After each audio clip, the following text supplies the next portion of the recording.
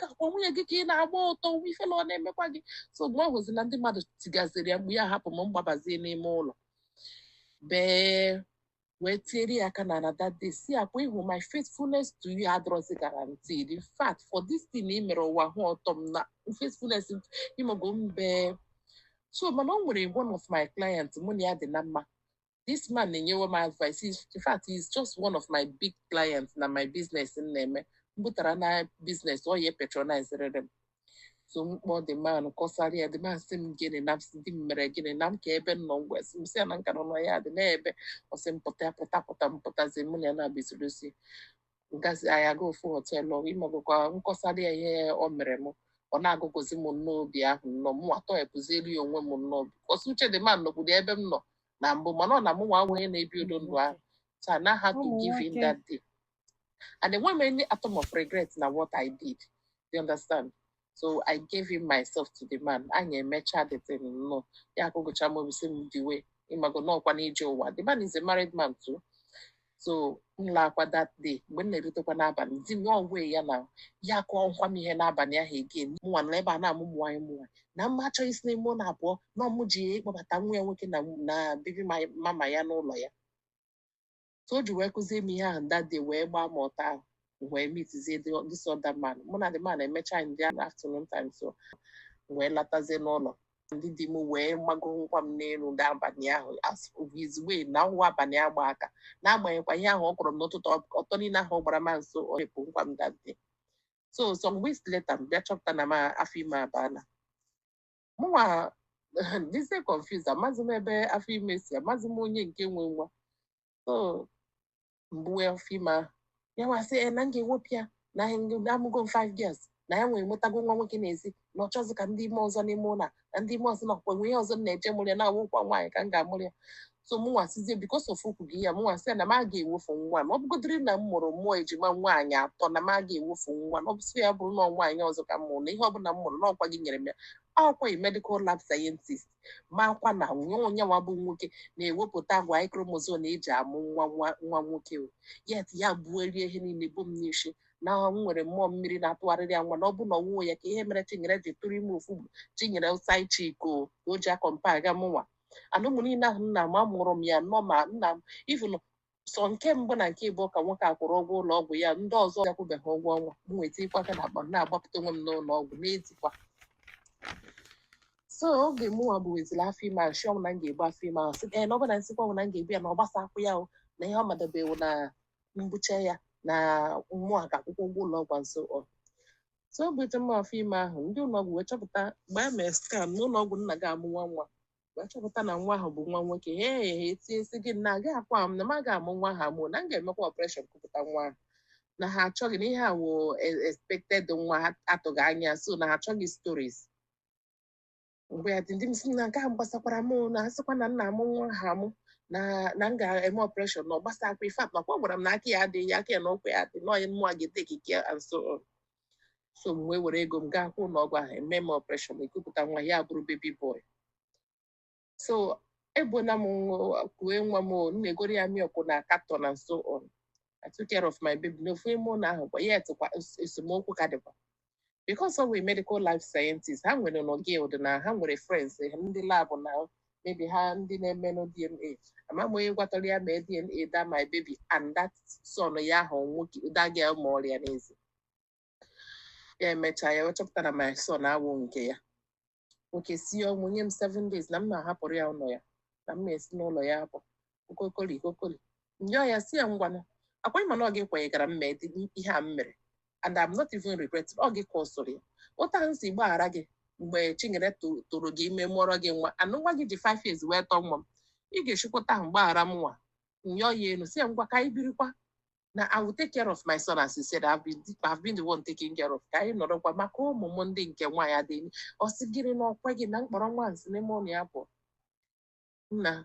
ndị be anyị sị na onwe many choice than to leave his house for him nga rent la na apartment 1 bedroom flat kwụrụ ụgwọ kpọrọ my son ya nwee sizie mmadụ ndị nke nwaanyị ndị nnukwu atọ bi na second federal school osizie ndị nke praịmarị abụọ fọrọ afọ na mkpọrọ nwa m sọsọ m lawa ọ chere m ma abịa dọsịrị ya nwa ebe a sị m kapịa mkpọrọ nwa m lawa ya na ụmụazị a wee nọwazie kpọtụ holiday ruwara na ya ụmụazị kpọ ya na ha anatagokwa from school ya sị ha ngwa straight to your mother's house ya send ha n'ụlọ m, which I am not against. School mepe ọkwọrọ ha ụgwọ akwụkwọ mụnwe go provision plus ụgwọ ụlọ na so on mụnwa na-etake care. Meanwhile, I left his house only with my documents. I started life afresh. Egoro m property bido n'isi gụọ ihe niile m just gbara aka kpọrọ da my son na-akpọ ya bọbọ kpọrọ bọbọ m wee pụ. Papa, my baby papa pụtakwara, he showed face bịa take away care of my son. Si na nwa ya agaghị anọ n'ezi na he will introduce the son to his family and so on. Mana my problem now, Ada, now di m bụrụkwa ka m pụkwara ya agba m akwụkwọ na court. Anọkwa mbe m onye court believe ebulu akwụkwọ bịa na ọmụwa oge na di m wee gbakwa m akwụkwọ na m bịawa court nnalị akwụkwọ gụọ ihe akwụkwọ buru ibu na ọ chọrọ custody of children na ọ chọrọ divorce na ọ chọkwara alimony na mma na-akwụ ya 126,000 every month. Kedu ebe a na-ekwu ụdị ya akọ? Ọ ga-esi ya na mpụọ n'ụlọ gị apụọkwananụ m n'ụlọ gị onweghị property gị ofu mkpụrụ nji wee pụọ and property nwa na-ekwu ihe niile nọ n'ụlọ ahụ bụ m ugoro because this man will never buy television unless man tile ego m because m na-arụta ezigbo ego that time. Ọhụrụ ana na ihe dị m mkpa borehole egwuru na compound ahụ mụnwa na-echu mmiri nsị na ike ichu mmiri agwụgokwanụ m ka o weta n'ego ka igwo bọọ sị ma ọ dị m mkpa na m weta ego ego m ka eji gwuo bọọhụ and so on, but I left those things. So nweghị ihe ya nji ka ekwenụ nke ọ na-asịzi na ụmụ ya na-akwụ ya alimony na ọ chọrọ custody of children. Ọkwa ndị be anyị sị na mma eje nchọọ lọya nke m achọkwa m lọya nke m lọya gwara m ihe m ga-akwụ ya akwụkwara m lọya half of ihe asị m kwuo every month anyị na-aga court. Anyị ruo court lọya ya edere lọya nke m akwụkwọ lọya nke m arespond ajọ m na lọya fed kwuru ka ihe m na-ekwu ya nwa agwa m ihe anyị ga-ekwu anyị ede akwụkwọ efọwadkwara lọya fed erokwa na court I say this case has been adjourned. Onwetube all those time akpọnugo m sị m talk gịnị na-esere unu na marriage a. So aga m that thing 1 year onwe ihe m hụrụ a na-akpata every month a na-eme ya adjourn. Enwere ike in the next 2 months next thing ị ga-anụ court nọzikwa on leave. Ma ndị lawyer na-agawa leave ụmụ leave a na-eteki 2 or 3 months before ịmagodi ya nwa decide say na ma ya agazi that court. O bido mkpali again anọkwa mbe m last week lawyer eburukwa akwụkwọ eze bịakwa na asọmọnụ kwa m na court ka m bido mkpali shigawa this case na Ada Igbo ike gwụrụ m amaghị m ebe m kwụ akwụ. Ihe m find out and ihe my lawyer and every other person find out this man don't want me because ọ hụla na papa bobom dị interested to come and kuchiela m he don't want to let me go. He don't want me again and he don't want to let me go. He just want to use that court to be disrupting my life. Amarakwan m judge m ga-agakwu ka asị ya ka fast forward all this case ka ekpekwana ya. Agakwala m n'ọfịs ya ruo n'ọfịs ya gbusiri ya ekpe si ya ngwa di m biko ị chọrọzi this marriage mụ na onwe m achọzi this marriage ihe niile agasago ibu ụzọ mee mụnwa megwọrọ ọkwa ego otiti mana nziri nke gị esi na ịchọzi the marriage mụnwa achọkwazi nsogbu adị gaanụ na court a wetanụ na akwụkwọ a na-aza divorce ka m sign ya anyị niile anyị na-agba agawa arịta nọrọ gị bride price ọ sị na anyị ekpe ya ekpe na a ga-ekpewe ya and ikpe ya ekpe a na-agwụ m ike ejisikwa m ike ozugbo ahụ m pụkwara n'ụlọ ya nweta ụlọ ebe ọzọ ejisila m ike rụta 3 bedroom flat ọdọ ebi m dị rent m ya out ego ya ka m ji na-akwụ ụgwọ ụlọ because ebe m rụtadị ụlọ ọka develop chabe so etinye m ya mmadụ werezie the money na-akwụ ụgwọ ụlọ ebe mụwa so mụnwa dịtụkwa little bit okay and comfort at least enwezikwa onye na-akụ mgbamgbambọ but nke isi asị m na kọta amaghị m ihe m ga-eme I don't know what to do. Ada Igbo biko nyeretụ m aka n'okwu a onwere advice ị ga-enye m because abụ m anụ elu na onwe ihe mere m na amadebe ya egbuna anyị egbuna m na be di m because mba anyị a na-anụzi a ga-egbuna m na be nwoke m ụlọ nwa nwoke ọnụghọ m anụ that is I'm just like this.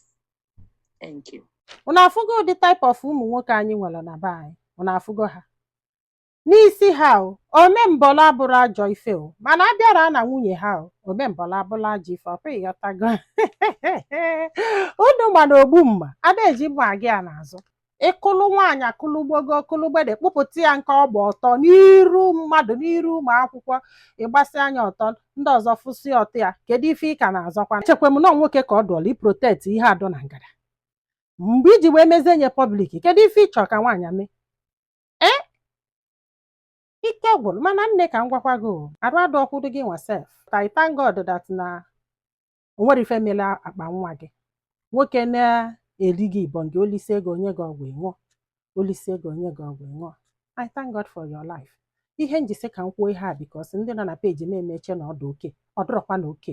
ekwekwene ka ọ na-anyụ onye iche onye gị ọgwụ ọkwa gị ka ọ ga-egbu nwoke si na ọ ma ihe uzu okpu na be enye ya chelu ka unu gwọọ saịkụl unu nekwa anya ka dis man ji were aka ya decide ya dis marriage were aka ya tụba ya ime ọ jụrọ di ya will you marry me wee tụba ya ime wee bịa na-amụrụ ya nwaanyị wee tọnụọ si na nwaanyị na-amụ nwaanyị si na ọ bụ osu na ọ bụ o nwere ụdị mmiri na o nwere nna na o nwere ibie etu ka ha ga-esi jiri taa akpa nwa gị were ọgwụ dameji enye fa dameji si enye fa asị gị na ibu osu na ibu di mmiri na imelụ nna na ọnya mere ijire mụta nwa fa ga-ebo gị akwụna bo gị n'enu bo gị n'ala bọsị ị chọrọ nwa efogo ị nọlụ n'iru gị oje nụọ nwaanyị ọzọ dis lady na-amụrụ ụmụ di ya ma gị jee n'ilo tụba nwaanyị ọzọ ime ọ mụọrịa nwa nwoke olu ka nya gwa gị ekwuola ọkpa mụọlụ nwoke ọzọ nwa ọ chụpụ ya n'ụlọ chụpụkwa onye n'ụlọ gị na nwoke ọzọ ama nne ya nwoke na-eme ị na-etu ya afa ịtụ mami ya si wee si utukwere odogwu that's it this man couldn't take a pinch of what he dish out every day ụfọdụ ụmụ nwoke arụ adụ ọkwa unu agwara m ma mmadụ ka mmụọ ka ụnụ bụ nwaanyị abeela akwa na di etiri ife wee gbakwute gị sọ ife uche gị nọ na ya bụ isi ebọn gị sọ ife uche gị nọ na ya bụ ka isele nke gị fiakwa unu the only thing that comes to your mind bụ ịha ya họteelụ si enye ibọn gị ị nwekwa ego wee sị na nwaanyị ga-akwụ gị child support nne chee ka m kwuo nke bifo n'ụzọ ọkwa ịfụlụ nyanwa na-akwụsị ụgwọ akwụkwọ gị nwa na-eme feeding na-ego provision na-akwụ ụgwọ ụlọ infat ịbụdo ezigbo mmadụ sef ma ife na-aza na ibe ezigbo mmadụ ibe ezigbo mmadụ okwute okwu child support na kọtụ ọbụla o kwurie gwafa ihe ị na-akọntributu n'isi ụmụazị ka mmalụ kọtụ ga-asị gị kwụbịa child support ụfọdụ kpụ amụ na-akwụgharị mana fa bụrụ nwoke ị na-achọ nwaanyị ga-akwụ gị child support ebe ikpe ọtagokwe nwaanyị ọzọ ịtụrụ ime n'ezi ọbọgwụ mmanya na-egbu na ọkụkọ ala na aghọ wee jekọ wee bee gị ofu amụ iwee jụ na ọma nwe peace iwee jụ na ọma nne nna iwee jụ na ọma nne ibie ịgafe ị na-achọ ịma mfụkwana ya yes because obi gị dị detị so nne idobe ọnụ gị nwayọọ na kọtụ ọbụla ọ kpọrọ gị ekpekiride gị in fact bido taa weta akwụkwọ dobe na-elist ife niile ị na-eme n'isi ụmụaka afọ list everything from A to Z maka na mafu nụrụ few n'obodo oyibo ka nwaanyị na-akwụ nwoke child support ma ọ bụrụ na ọ na-emekeli mana na Naịjirịa ụmụ nwoke adịghịkwa akwụ child support lesi ikpujelefe court na nyanwa chọrọ ka ịkwụbịa child support ndị be anyị daalụnụ ka ọ dị n'ụbọchị ọzọ